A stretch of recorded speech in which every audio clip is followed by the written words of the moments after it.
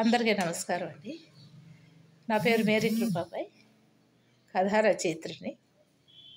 ఇప్పటికీ 400 కథలు పబ్లిష్ అయినాయి వివిధ ప్రముఖ పత్రికల్లో.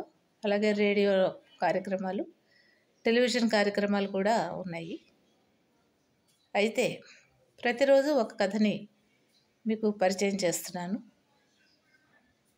ఇలా పరిచయం చేసే క్రమంలో ఈరోజు వీడిన మబ్బు అనేటువంటి కథను పరిచయం చేయాలనుకుంటున్నాను. మరి వీడిన మబ్బు అనే ఒక కాన్సెప్ట్ని మానవ జీవితాలకి అన్వయిస్తే కనుక మానవ జీవితాల్లో కూడా అనేక సార్లు రకరకాలైనటువంటి అపార్థాలు, అనుమానాలు, మబ్బులు, తర్వాత తుఫాన్లు, సునామీలు, ఉప్పెన్లు ఇలాంటివన్నీ వస్తూ ఉంటాయి. అవి నిజంగానే వచ్చాయా లేకపోతే అపార్థం వల్ల వచ్చాయా అనేది పరిశీలిస్తే కొన్ని నిజంగా రావచ్చు, కొన్ని మిస్అండర్స్టాండింగ్స్ వల్ల రావచ్చు. మరి ఈ కథలో నేను ఒక చిన్న మిస్అండర్స్టాండింగ్ వల్ల ఒక ఫ్యామిలీలో ఎటువంటి ఇబ్బందులు వస్తాయి, వాటిని కనుక మబ్బులాగా తొలగించుకుంటే ఫ్యామిలీ ఎంత చక్కగా ఉంటుంది అనే విషయాన్ని వివరించాను. మరి వీడిన మబ్బు అనేది ఏమిటి అంటే, ఈ కథలో నేను ఇద్దరు క్యారెక్టర్స్ ఉంటారు. శరత్ చంద్ర, భార్య మేఘన. సో జనరల్గా నేను మీకు చెప్తున్నట్లు డైలాగ్తో స్టార్ట్ చేస్తాను ఆ కథని. నాకు అలా స్టార్ట్ చేయటం ఇష్టం. అయితే మేఘన, నేను నిన్న రాసినటువంటి స్టోరీని పోస్ట్ చేసావా అంటూ అడుగుతాడు శరత్ చంద్ర. అది ఫస్ట్ డైలాగ్. అయితే భార్య మేఘన అంటుంది, పోస్ట్ చేసేసాను అంటూ. సో అది ఒకసారి వెరిఫై చేసావా, అది ఒక లవ్ స్టోరీ కదా, అది చక్కగా చదివి మళ్ళీ దాన్ని నీట్గా పోస్ట్ చేసావు కదా అని అడుగుతారు. అవును, పోస్ట్ చేశాను అంటుంది కొంచెం గట్టిగా. తర్వాత వెయిట్ ఉంటుంది, వెయిట్ వెరిఫై చేయించావా, పోస్ట్ ఆఫీస్లో కార్డు వేసేటప్పుడు, కవర్ వేసేటప్పుడు వెయిట్ వెరిఫై చేస్తాం కదా, వెయిట్ అది వెరిఫై చేసి వేసావా అని అడుగుతారు. అయితే అవును వెరిఫై చేశాను అంటూ కొంచెం ముక్తసరిగా అన్యమనస్కంగా తను మేఘన కొద్దిగా ఇష్టం లేనట్టుగా అలాగా సమాధానం చెప్తుంది. దానికి శరత్చంద్రుల మనసులో ఏదో అనుమానం వస్తుంది. అంటే ఎదుటి వ్యక్తి సరిగా మనల్ని రిసీవ్ చేసుకోకపోతే మనలో ఏదైనా లోపం ఉందా అలా అనుకుంటూ ఆలోచిస్తాం కదా. అదే పద్ధతిలో శరత్చంద్ర కూడా తను భార్య ఏంటి ఎప్పుడు కూడా చాలా హ్యాపీగా రెస్పాండ్ అవుతుంది. ఈరోజు ఇలాగా పోస్ట్ చేసావా అంటే ఎలా అంటుంది ఏంటి అంటే అని, ఏంటి అలాగా ఉన్నావు, కథ పోస్ట్ చేయడమే కదా, చదివావు కదా కథ, పోస్ట్ చేసావు కదా అని చెప్పేసి అడుగుతాడు. అడిగితే అవును పోస్ట్ చేశాను, ఆ కథ గురించే నేను ఇబ్బంది పడుతున్నాను అంట. అయితే ఏంటి ఇబ్బంది అని అడుగుతాడు. అడిగితే అదొక లవ్ స్టోరీ కదా, ఆ కథలో మీరు చాలా స్పష్టంగా, చాలా క్లియర్గా ఓన్ ఎక్స్పీరియన్స్ లాగా అంతా తెలిసినట్లుగా, అనుభవంతో రాసినట్లుగా అలా ఉంది కథ. అయితే అందువలన నేను ఇబ్బంది పడుతున్నాను. ఏంటి నువ్వు అట్లా నన్ను అనుమానిస్తూ నేను రాసిన కథని ఎంచి చూపుతున్నావా అని చెప్పి ఆశ్చర్యంగా అడుగుతాడు శరత్చంద్ర. నేనని కాదు, ఫ్రెండ్స్ ఉన్నారు కదా నాకు, నా ఫ్రెండ్స్ కూడా చూపించాను, వాళ్ళు కూడా చదివారు, కథ అయితే చాలా బాగుంది, చక్కటి లవ్ స్టోరీ. అయితే ఇదేదో అనుభవంతో ఎక్స్పీరియన్స్ చేసినట్లుగా అది యథార్థంగా వాస్తవంగా కనిపిస్తుంది అని చెప్పి వాళ్ళు కొద్దిగా ఫ్రెండ్స్ నన్ను నాతో అన్నారు. అప్పుడు నేను దాన్ని అర్థం చేసుకుని చాలా బాధపడ్డాను. అంటే దీని మీనింగ్ ఏంటంటే, మీకు ఎవరితో అయినా ఎఫ్ఐఆర్ ఉంటే ఆ ఎఫ్ఐఆర్ని ఈ విధంగా రాశారా అనేంతగా ఆ కథ అంత స్పష్టంగా, అంత అనుభవంతో కూడినటువంటి కథలాగా అనిపిస్తుంది. అయితే నేనైతే ఏమి ఇబ్బంది పడలేదు, కానీ ఫ్రెండ్స్ అన్న తర్వాత నాకు చాలా బాధగా అనిపిస్తుంది అని చెప్పి అంటుంది పాపం మేఘన. జనరల్గా సొసైటీలో రకరకాల ఇన్సిడెంట్స్లో, రకరకాల సందర్భాల్లో రకరకాల అనుమానాలు భార్యకి రావచ్చు, భర్తకు రావచ్చు. అవి చాలా సున్నితమైనవి, కానీ వాటి వల్ల వచ్చే బాధ మాత్రం చాలా ఇబ్బందిగా ఉంటుంది. చాలా పెద్ద బాధ అది. ఫిజికల్గా ఉండే బాధ కంటే కూడా చాలా భయంకరమైన బాధ. అటువంటి బాధ ఎవరికి రాకూడదు అసలు యాక్చువల్గా. మరి మేఘన అలా అంటుంది. శరశ్చంద్ర తన భార్య నుంచి ఆ బాధని తీసివేయాలి కదా, ఇప్పుడు ప్రస్తుతం ఆయన కర్తవ్యం అది. మహారచయిత, పేరు పొందినటువంటి సామాజిక శాస్త్రవేత్త ఆయన. అయితే మరి తను రచయిత కాబట్టి తను సమాధానం చెప్పగలడు, అనుమానాన్ని క్లియర్ చేయగలడు. మేఘన, నువ్వు చెప్పింది నాకు అర్థమైంది, బాగుంది. ఒక రచయిత పరిస్థితి ఏంటి అనేది నువ్వు అర్థం చేసుకోవాలి. ఒక రచయిత కేవలం తను రాసిన కథలన్నీ కూడా, లేదా తన రచనలన్నీ కూడా ఎక్స్పీరియన్స్ నుంచే, అనుభవం నుంచే రాసేటట్లయితే తన రచనలు లేదా కథలు పరిమితం అయిపోతాయి. తనకి మహా ఉంటే ఒక 5, 6, 10, 12, ఒక 20, 100 ఉంటాయి ఎక్స్పీరియన్సెస్. అంతవరకు రాస్తే కథలు అయిపోతాయి, ఇక కథల యొక్క ప్లాట్స్ అయిపోతాయి. అప్పుడు రచయిత యొక్క విశాలత అనేది తగ్గిపోతుంది. మరి అలా ఉంటారా రచయితలు? తప్పు కదా అది. రచయిత తన యొక్క పరిమితమైనటువంటి ఏరియాలో ఉండే కథలు మాత్రమే రాస్తే గనక అతను గొప్ప రచయిత అనిపించుకోడు. నేను ఇప్పటికే 1000 కథలు రాశాను. మరి 1000 కథల యొక్క అనుభవాలు నేనే ఫేస్ చేశాను. మరి అది కరెక్ట్ కాదు కదా, అది పొరపాటు కదా. కాబట్టి ఒక రచయిత సమాజాన్ని పరిశోధించాలి, పరిశీలించాలి.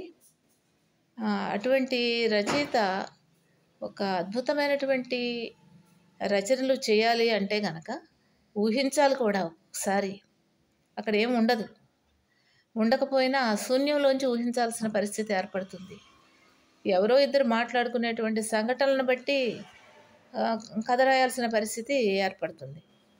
ఇలాగ కథలు రకరకాలుగా అనేక సందర్భాల్లో రాయాల్సిన పరిస్థితి ఏర్పడుతుంది.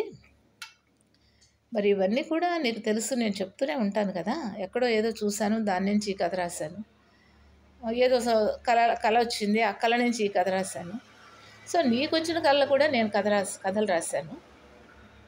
కాబట్టి మన పిల్లలు ఉన్నారు, పిల్లలకి వచ్చిన ఎక్స్పీరియన్సెస్ కూడా నేను కథ రాశాను. ఇంటి పక్క వాళ్ళు ఉన్నారు, వాళ్ళకున్న ఎక్స్పీరియన్స్ కూడా కథ రాశాను. కాలేజీలో జరిగిన సంఘటనలు కథలుగా రాశాను. అది జరగనివి కూడా రాశాను నేను.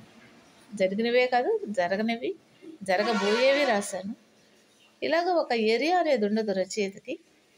అంటుంటారు కదా, రవి కాంచనిచో కవి కాంచను అని. సూర్యుడి కింద జరగని విషయాలు కూడా రచయిత తన కలం ద్వారా జాలువారింప చేయాలి కదా. ఇవన్నీ నీకు తెలుసు. మరి అటువంటి నానుడి ఎందుకు వచ్చింది? రవి కాంచనిచో కవి కాంచను అంటే ఒక సూర్యకిరణాలు వెళ్ళని తావులలో కూడా ఆ రహస్య ప్రదేశాలని కూడా బయటికి తీసి, వెలికి తీసి రచయిత తన కలం ద్వారా సమాజానికి చూపించాల్సినటువంటి పరిస్థితి ఉంటుంది. మరి ఇంత బ్రాడ్ మైండ్ మహా రచయిత యొక్క భార్యవి నువ్వు అంటే, మరి నా భార్యగా నాకున్న లక్షణాలన్నీ ఉండాలి, నాకున్న అనుభవాలన్నీ ఉండాలి, నాకున్న విశాలత నీకు ఉండాలి. ఆల్మోస్ట్ అలానే నువ్వు ఉండాలి. ఎవరో ఏదో అనుకున్నారు, కామెంట్ చేశారు అంటే నేనైతే ఏవి పట్టించుకోను కదా. అలా పట్టించుకుంటే నేను ఒక కథ కూడా రాయలేను. నువ్వు కూడా అంతే, ఎవరో కామెంట్ చేశారు అంటే ఈజీగా తీసుకోవాలి. అట్లా ఈజీగా తీసుకునేటువంటి పరిస్థితి నీకు ఉండాలి. ఒక రచయిత భార్యగా కొన్ని క్వాలిఫికేషన్స్ నీకు కూడా చాలా అవసరం. కాబట్టి నువ్వు ఏమైనా, నీలో మార్పు వస్తుందా నా మాటలను బట్టి, నువ్వు ఏదైనా మార్పు వచ్చిందా అని చెప్పి ఒక వివరణ అనేది తన కథ గురించి, కథల గురించి, రచనల గురించి శరశ్చంద్ర భార్యకు చెప్తాడు. ఇప్పుడు భార్య అనుకుంటుంది, నిజమే కదా, 1000 కథలు రాసినప్పుడు 1000 ఎక్స్పీరియన్సెస్ తన భర్తకుంటాయా? అసలు ఒక హ్యూమన్ బీయింగ్‌కి అలా ఉంటాయా? అలా ఉండవు కదా! ఒక రచయిత అనే వ్యక్తి సమాజాన్ని చదవాలి. అలా చదువుకుంటూ వెళ్ళినప్పుడు ఎన్నో సమస్యలుంటాయి. రచయిత యొక్క బాధ్యత ఏంటంటే, ఆ సమస్యలన్నిటికీ చక్కటి పరిష్కారాలు సూచించే విధానం అనేది ఉంటుంది.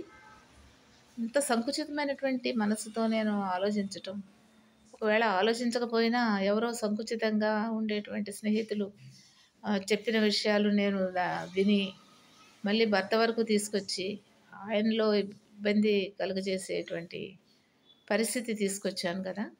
ఇటువంటి స్థితి ఉంటే గనక రచయితలు వాళ్ళ యొక్క కలం ద్వారా రచనలు కూడా చేయలేరు. మరి గతంలో చెప్పినట్టు ఒక రచన చేయాలంటే ఊయల మంచము ఇవన్నీ ఉండాలి కదా! కస్త్రీ, ఇలా డాన్స్ నర్తకిలు ఇవన్నీ ఉండాలి. అలాంటి కంఫర్టబుల్ సిట్యుయేషన్ ఉంటేనే రచనలు చేస్తారని ఒకప్పుడు అనేవారు. కానీ ఇప్పుడు తన భర్త ఎక్కడ పడితే అక్కడ రచనలు చేస్తారు. సోఫాలో కూర్చుంటే సోఫాలో, కుర్చీలో కూర్చుంటే కుర్చీలో, భోజనం ముందు, భోజనం తర్వాత, ఈవినింగ్, మార్నింగ్, అర్ధరాత్రి ఎక్కడ పడితే అక్కడ ఒక కాలం అనేది కాకుండా రచనలు చేస్తూ ఉంటే ఇటువంటి రచనలు ప్రోత్సహించాలే కానీ అనుమానాలతో వేధిస్తూ ఇబ్బంది పెట్టకూడదు అని తను మనసులో అనుకుంటుంది. వెంటనే తన భర్తకి రెస్పాన్స్ ఇస్తుంది. సారీ అండి, ఇలాగా నేనేదో సంకుచితమైనటువంటి భావాలు గల వారు ఏదో చెప్తే విన్నాను. విన్న వెంటనే ఎవరికైనా సహజంగానే మనసులో తొలుస్తుంది కదా! ఇక నుంచి నేను అటువంటి వాళ్ళు చెప్పినటువంటి విషయాలు విన్నప్పటికీ వినదగున ఎవరు చెప్పినని ఏదో చెప్తూ ఉంటారు, వింటాను. విన్న తర్వాత దాన్ని అలా క్యాజువల్గా వదిలేస్తాను, నేను పట్టించుకోను. అలా పట్టించుకోకుండా ఉంటే వాళ్ళు కూడా చెప్పి ఆటోమేటిక్గా తనకేం చెప్పినా ఉపయోగం లేదులే అన్నట్టుగా పక్కకి వెళ్ళిపోతారు. మరి ఇటువంటి పరిస్థితి మళ్ళీ మన ఫ్యామిలీలో ఎప్పుడూ రాదు. మీరు చాలా చక్కటి రచనలు చేసుకోవచ్చు. నాకైతే అభ్యంతరం ఏమీ లేదు. ఈ మబ్బు ఈ రోజుతో మన కుటుంబంలో విడిపోయింది. చక్కటి శరశ్చంద్రికలాగా నేను ఇక నుంచి మీకు సహాయకారిగా ఉంటాను. మీరు ఇంకా ఏవైనా చక్కటి పేర్లు గురించి కానీ, ఇన్సిడెంట్స్ గురించి కానీ, పాత్రల పేర్లు, టైటిల్ ఇలాంటివి ఏవైనా అడిగితే నేను సహకారంతో నేను అందిస్తాను. నిజానికి నేను మొదటి పాఠకురాలిని కదా మీ కథలకు. ఇక ముందు కూడా అలాగే నడుస్తుంది. మరి వెరీ సారీ అని చెప్పి భర్తకి చెప్పి తన యొక్క మనసులో ఉన్నటువంటి మబ్బుని పారద్రోలి చాలా సంతోషంగా, స్వచ్ఛంగా తను ఒక వెన్నెలలాగా నవ్వుతుంది. అది ఈ కథ యొక్క ముగింపు. ఇలా కథలు రాయడం వల్ల, రకరకాల సమస్యలకు పరిష్కారాలు కథలో సూచించడం వల్ల, ఒక షార్ట్ స్టోరీ ద్వారా విశాలమైన భావాలు సమాజానికి అందించవచ్చు. మరి సాహిత్యం చేసే పని చాలా గొప్పది. మరియు సాహిత్యం అంటే ఏంటంటే, సాహిత్యంలో అనేక ప్రక్రియలు ఉన్నాయి. అందులో కథ అనేది ఒక ప్రక్రియ. కథలో పాత్రలు నేరుగా మనతో మాట్లాడినట్లుగా అనిపిస్తుంది. మరి చక్కటి సాహిత్యం ద్వారా నేను వెలువరించేటువంటి కథలను మీరు ఆదరించాలని, నా యూట్యూబ్ ఛానల్ని సబ్స్క్రైబ్ చేయాలని కోరుకుంటున్నాను. ఇంతటితో ఈ కథ ముగిసింది. మరి రేపు మరొక కథతో మీ ముందుకి వస్తాను. Thank you very much.